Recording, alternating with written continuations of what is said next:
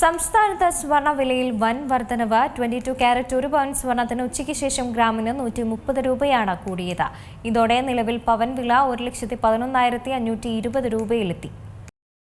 സംസ്ഥാനത്ത് സ്വർണ്ണവിലയിൽ വൻ വർധനവ്. 22 കാരറ്റ് 1 പവൻ സ്വർണ്ണത്തിന് ഉച്ചയ്ക്ക് ശേഷം ഗ്രാമിന് 130 രൂപയാണ് കൂടിയിരിക്കുന്നത്.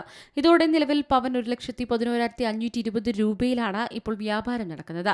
രാവിലെ 1 പവൻ സ്വർണ്ണത്തിന് 1,10,450 രൂപയായിരുന്നു വില.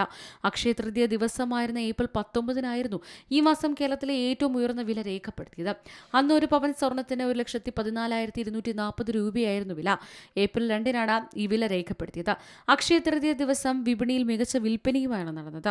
സംസ്ഥാനമൊട്ടാകെയുള്ള 12,000 ജ്വല്ലറികളിലായി 2,000 കോടി രൂപയുടെ വ്യാപാരം നടന്നതായാണ് പ്രാഥമിക വിലയിരുത്തൽ. സ്വർണ്ണവില വർധനവ്, യുദ്ധം, സാമ്പത്തിക മാന്ദ്യം തുടങ്ങിയ പ്രതികൂല സാഹചര്യങ്ങൾ മറികടന്ന് 3 ലക്ഷത്തിനടുത്ത് ഉപഭോക്താക്കൾ ജ്വല്ലറികളിൽ എത്തിയെന്ന് gold and silver merchants association സംസ്ഥാന general secretary advocate S Abdul Nasar പറഞ്ഞിരുന്നു. ലൈറ്റ് വെയ്റ്റ് ആഭരണങ്ങളും കോയിനുകളും ബാറുകളുമാണ് ഏറ്റവും കൂടുതൽ വിൽപ്പന നടത്തിയത്.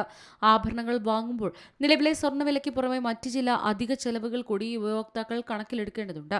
കുറഞ്ഞത് 5% മുതൽ 20% വരെ പണിക്കൂലിയും സ്വർണ്ണവിലയുടെയും പണിക്കൂലിയുടെയും ആകെ തുകയിൽ 3% GSTയും കൂടാതെ ഹോൾമാർക്കിംഗ് ചാർജുകളും നൽകേണ്ടി വരും.